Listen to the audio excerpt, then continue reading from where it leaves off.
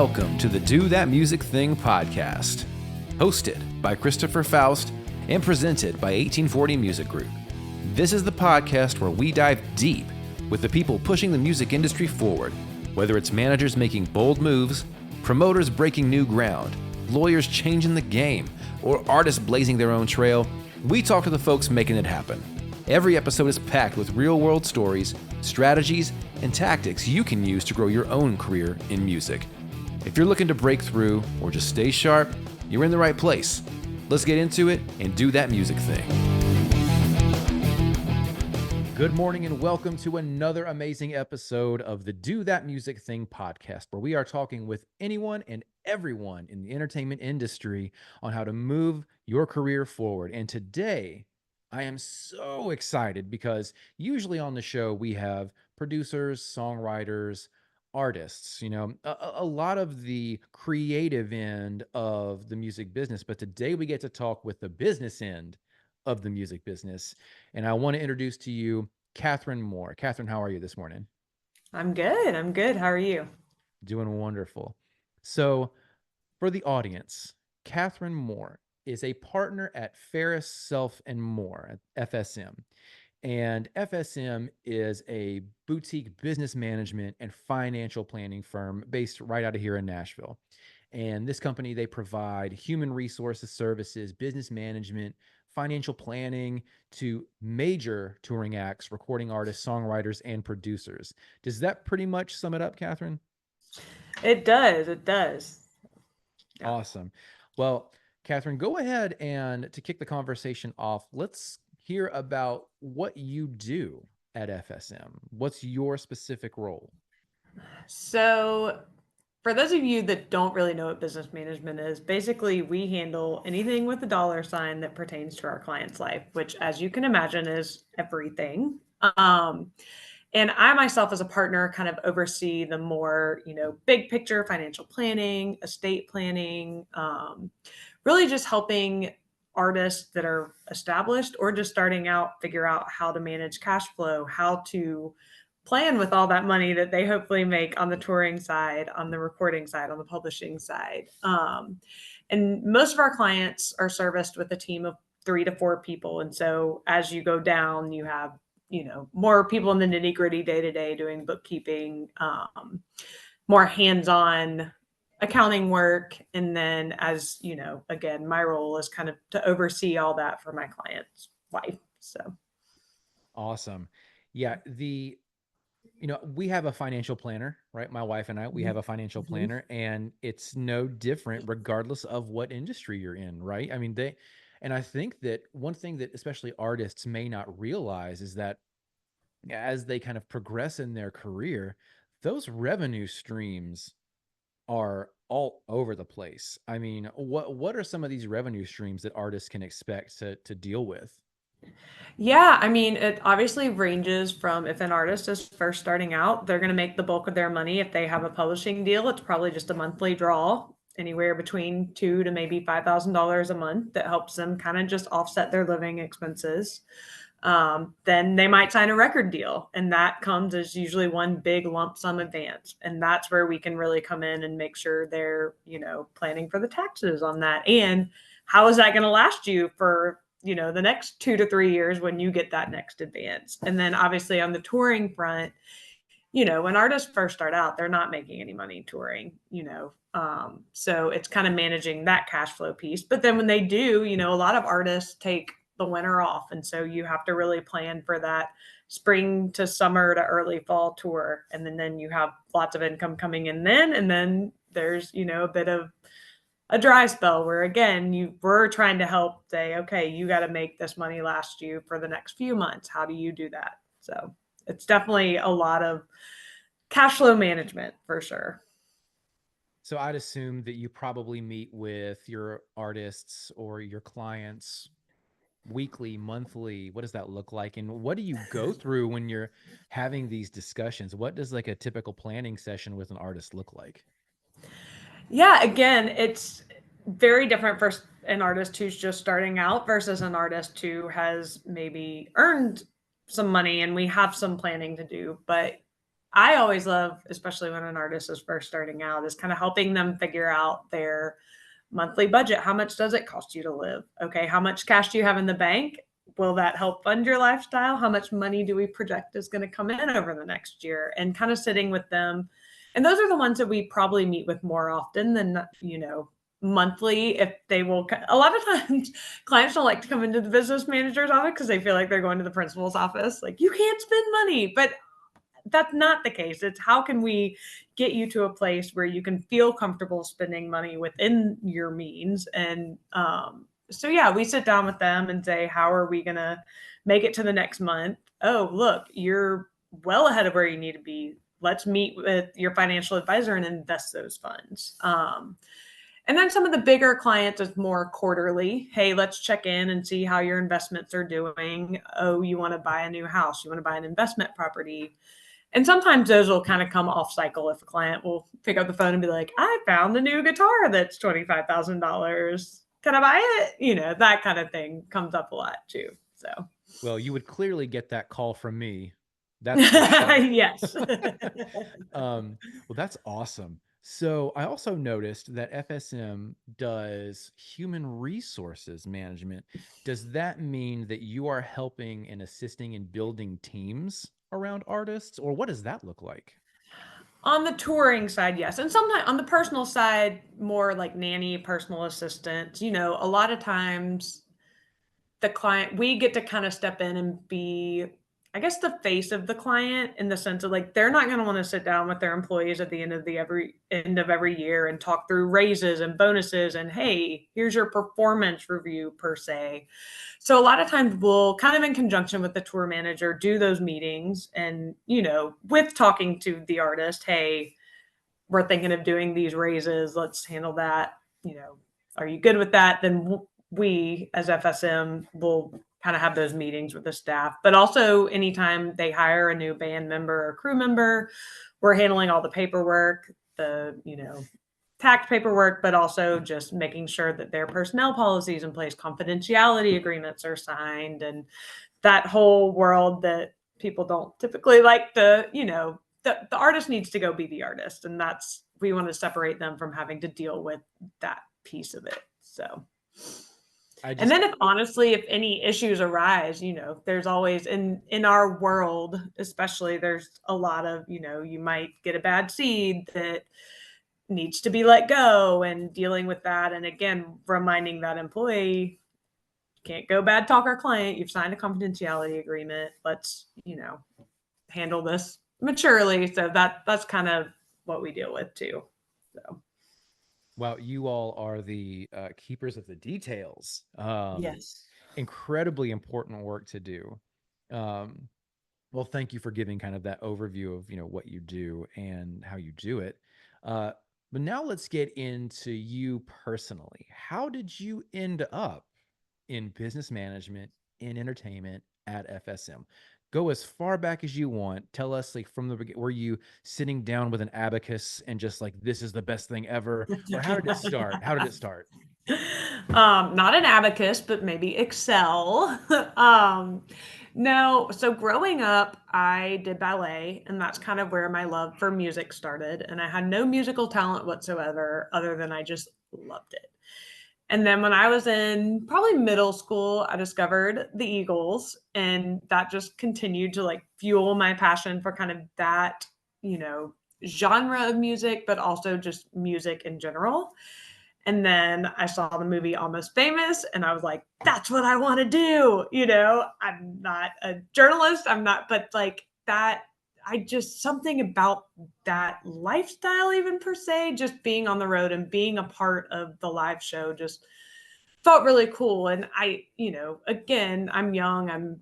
I was probably middle school, high school at that point.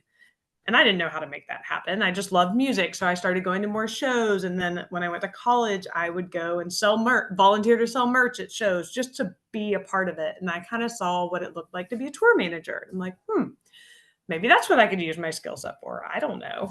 Well, then I went to University of South Carolina and got my degree in accounting. And I love numbers. That's a puzzle. Everything's black and white. There's just, you oddly can be creative with accounting in ways of, like, how can we make the numbers work? How can we figure this out? And I think the black and white mixed with kind of that creative piece, I just fell in love with numbers, which is weird to say, but I'm very type A, very detail oriented. And so I think that kind of just led me down that path. And, again, didn't really know how I could make that work in the music industry. So I was all set to go get my master's in accounting. I was going to move to Charlotte, North Carolina, work for a big four accounting firm. And I was like, this is not what I want to do. I don't, this is not my passion. And I've always been one that's just felt like I need to love what I do because life's too short. And so I'm from Chattanooga, Tennessee, and I had a family friend who lived in Nashville, and they said, oh, we'll reach out to William Morris Agency. They might have some ideas for you. I'm like, okay, well, I don't really know that I want to be a booking agent, but at least it's a foot in the door. And they said, oh, business management. You need to send your resume to these firms. There are a bunch of them in town that do accounting for musicians. And I mean, my world changed at that moment. I was like, this is my dream job. Oh my gosh. And so a stroke of luck, I got a job at a big entertainment business management firm right out of college here in Nashville. And I started a week after I graduated, moved to Nashville with my best friend, and worked there for 6.5 years. And I learned so much. I mean, I attribute so much to just my, I had the accounting knowledge, but I didn't have the music industry knowledge outside of what I'd seen in movies and read in books and, but I just learned so much and continued to fall in love with business management. There was a minute where I was like, maybe I do want to go be a tour manager. And my boss at the time was like, great, go on the road for a weekend with a client and see how you like it. And then come back. And if you still want to do tour management, go do it. And I came back and I was like, oh, you just sit in the same cinder block room in every single venue. And oh, okay. Like, no.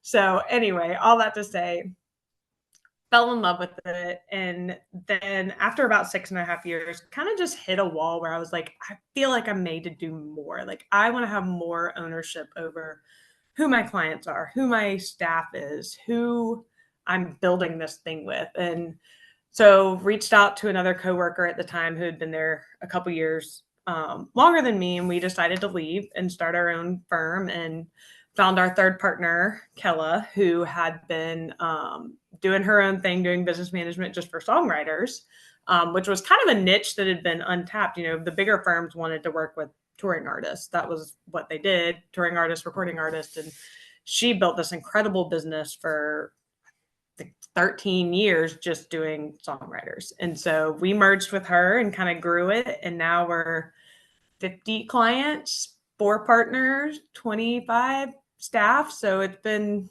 incredible. We're coming up on our 10th year. So it's been something. I never wanted to be an entrepreneur. I was like, I'm happy to just, do what I do for my clients. But it's been so refreshing to be able to really, I truly love all of my clients. And I think that drives me to work so hard is they are all my family. And I think being able to kind of curate that group of people that I get to work with has been really special. So. Well, congratulations. Thank you. That's wonderful news. And I want to dig in on that entrepreneurial flip, right? I think that happens to a lot of people. It's happened to me. And I'm really curious what that point was for you. Was there a specific moment or a switch that just said, you know what, I can do this on my own? That's a really good question. And honestly, at the time, I think I probably wasn't quite ready, but I'm always up for a challenge. And I think that honestly pushed me to go further faster. But I think it was more not so much I can do this on my own, I want to do this on my own, as I want to do it my way, which I guess is kind of the same thing. But it just felt like I, again, can give this service to these clients with the passion that I have and the way that I want to do it. And truthfully, the firm I was at was just continuing to grow. And I really liked that smaller boutique feel. And I think that's also something that I wanted to build. And I also knew that I wanted to have a family one day, and finding partners that I could do that with, and also I mean, all of my partners have children. I have 2 children, and just seeing like they're my mentors and how I can do it that way. So I think just wanting to build it differently than what I had kind of grown up in, I guess. I don't know if that answered the question at Oh, all. it did. Um, I know the term disruptor is used probably too much, but it kind of feels like you're softly disrupting. You saw the way things were being done and you wanted to do it your way. And I love the fact that you also wanted to do it your way, but with a family involved. I know that a lot of people think that maybe the music industry and family life aren't things that really, can coexist, and they totally can. Yeah. So, not to say, I mean, the whole first year that we were starting, I was like, what have I done? It was a very much like, wait a minute, what did I do? But, faith and persistence paid off. And again, just the support of my partners. I could never have done it by myself. I will say that. I would never have ever done this just myself. Like, I wouldn't want to, nor could I. So, You kind of bring up a really interesting point, and I'd love to get your thoughts on it, where you have partners, and it sounds like they all have, and you all have different strengths. mhm. So, how does that equate in FSM's success? We're basically like married partners. I mean, it's so funny. Like I've just been so thankful and proud of the constructive conversations that we've been able to have. I mean, for the most part, we agree because we have the same vision, the same morals, the same everything. But we're going to disagree because we are all very different. And I think we've been able to balance each other out and call each other out, honestly, when we need to, because you can get so like in your own headspace and in your own lane. And then you need someone to be like, hey, wake up. Like, you actually need to think about this too. And it's just been great, to be able to sit in a room, hash it out, maybe over days. There have been times when it hasn't been resolved in one single meeting, but we've had to kind of like talk through things, think through things. And again, at the end of the day, I think there's such a mutual respect between all of us. And we know that we are all fighting for the same thing. We might just not always agree how to get there. I think it's just been really cool. And yeah, we do very much have different strengths where we can kind of balance each other out. And it's been fun to kind of see how that's played out. It is like a marriage. It's crazy. Oh, I totally get it. Coming from a band background, an original band, it was a 4-piece, and it is the most frustrating and slash rewarding, you know, Yes. process on the planet when you have an equal partnership with people. So I totally get it. Yes. So, business management. How does someone, or how would you recommend someone get into business management? Yeah, it's funny. We have a lot of interns from, Belmont, MTSU, Lipscomb, Georgia. My partner Stephanie she was one of the first Georgia music business classes, so she goes back a lot and talks to them. And we actually have a lot of Georgia grads working here. And so, we pull from kind of their summer interns and other schools nearby. And people are always like, well, I don't have an accounting background. I don't have an accounting background. It's like, you really don't need that. It's more just, you know, attention to detail. Do you know how to prioritize? Do you, really, I think when people want to get into the music industry, a lot of times they want to be a manager in marketing at the label, and we are very behind the scenes. Like we are pretty, confidential about who our clients are. We like to go out and be among the industry for sure and support our clients, but we're not, getting called out from stage or, in the industry photos because that's just not the nature of our job. Our clients don't necessarily want people to know who's managing their money. And so I think being willing to come in and work hard and be okay with not being in the spotlight per se as, an employee. But I think our best people are just hard workers and just understand like we are a service business at the end of the day, doing whatever it takes to service the client.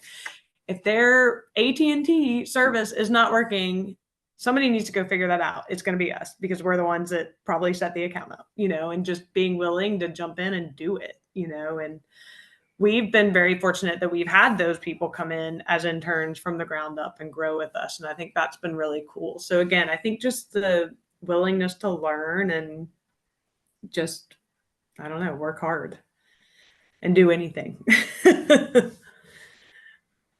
All right. Now, from an artist songwriter perspective, someone that would potentially be a client of yours, Mhm.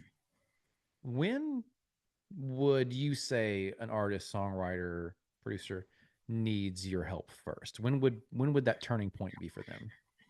Oh man, that's a really hard question to answer because, a lot of times they want business management right away. As soon as they sign a publishing deal, they're like, I need somebody to help me, figure out taxes and my money and budgeting and everything. And I think, sometimes it is a little too early or, maybe the plan we like to, a lot of times we say when the label deal is getting signed, that kind of used to be our, hey, like when you're starting to talk to labels, that's when you can bring us in. We can help with, work alongside your attorney, negotiate the deal from a financial standpoint. But now a lot of artists are doing it without labels. And so it's like, okay, well, what team are you building around you? Because that's also how we get clients as well. Is like a manager will bring a client to us or an attorney or a publisher. And so I think it's just, looking at the plan. If an artist signs a deal but then isn't going to tour all year, well, you might not really need us to just sit there and pay your bills. Maybe when you get on that support act 40-day tour or something like that, we can jump in and help. So I think it really depends. I've, signed some artists that have already had a long career, and then I've signed some that are just starting, just signed their deal. And, again, we look at it a lot from who's the team that's surrounding them, who believes in them, what is their plan? And I have to like the music, not all of my partners are like, I gotta love the music. But I have just found that in my experience, I work better, I work harder if I love the music. And so that's been a really important piece to me because I'm in it because I love live music. And so I think that's also kind of a piece of it too. So that's awesome that, that music is a piece of the puzzle, right? It's not just business, which I love. But who are your favorite artists right now from a listening perspective? Like, who are you listening to? What gets you excited as far as music is Oh concerned? man. Well, it's funny because I do love my clients' music. And so anytime they come out with new music, I get really excited. But I mean, oh man, I'm kind of a little bit. I mean, I do really like Zach Bryan. I didn't like want to be one to jump on the bandwagon, but he has an incredible voice, and I love the song he did with War and Treaty. I love his Casey Musgraves. Like all of his collaborations have been pretty incredible. Love Old Dominion. Just kind of that more country rock vein is kind of where I tend to lean. And I mean, I'm still listening to the Eagles. I'm actually going to see the Eagles in Vegas, and I cannot wait. It's going to be incredible. And then, yeah, I mean, just kind of all over the place. I actually love. There's something nostalgic about Kenny Chesney, and so I actually really love his new album. And some of my clients are writers on there, so I feel like I have a little piece of a tie to it. But there's always something just so feel good about his music. So Absolutely. The you same here with that rock based country. I'm from Nashville. So like my first concert was ZZ Top and Leonard Skinner when I was like 9 years old. Bless my mother who took me. Actually, it was also her first concert, I think, in like 1975. that is incredible. That's So, incredible. I totally get it. That is definitely my vibe. So, Yeah, Old Dominion. I'm a huge Blackberry Smoke fan. Mm-hmm. Love Mm-hmm. them. And it's granted, it's not country, but they are heavily Southern influence. There's a great band out of Kentucky called Blackstone Cherry, Okay. and I've not heard of them, but I'll have to check them out. they're, I believe, one of the drummer, John's father, was in the Kentucky Headhunters. Okay. And so they are definitely on the heavy side, but they have some incredible songs. Yeah. Digress. But Catherine, thank you so much. This is my favorite part of the show where I get to ask the guest what are three actionable items, three actionable things that someone who wants to do what you do, in this case, business management, what are three things that that person can do to move their career forward or get to that goal of becoming a business manager? Yeah, I mean, I think the first thing is to, if you're local to Nashville or wherever you are, reaching out to those firms and saying, "Hey, I'm interested in this. I'd love to, pursue an internship." Or again, even an entry level position is not out of the question for somebody with no experience, because that's what it is. That's where you're going to learn. I think too, just figuring out what you like and what you actually care for. I think, again, like I've said, if you don't like what you're doing, if you're not passionate about it, what's the point? So if that's business management, again, going back to just, I think actionable being just reaching out to, I mean, it's so easy to find contact info now. Just go to people's websites, reach out to the info email and say, "Hey, I'm really interested. Do you offer internships? Do you offer entry level positions? Would love to learn more." Or even, just making connections. Again, it's more helpful if you're in the city that you want to work. So if you're, living in Nashville, just, there are a lot of really great, I guess this could be my number three, is just meet people. There are a lot of great organizations for young entertainment professionals. There's one actually called Young Entertainment Professionals called YEP. And then once you get in the industry, there's one called Solid. And it's just more about meeting people and learning about the industry and different facets of it. And I've made so many great relationships over the years of being in this industry that have really just helped propel me and help teach me more. And I mean, I'm even really good friends with people at other business management firms. And it's just been such a blessing to have those people in my life as resources and just encouragers. And so I think just being in the city where you want to be, meeting people, that can kind of just lead you in a direction that you may want to go. Incredible advice for those wanting to be business managers. Catherine, thank you so much for joining me on the Do That Music Thing podcast. I really appreciate it. Thanks for having me. Thanks for listening to this episode of the Do That Music Thing podcast. To learn more about me, the host, Christopher Foust, you can catch me online at christopherfoust.com, on Instagram at chrisfaustmusic, or on Twitter at chrisjamesgtr.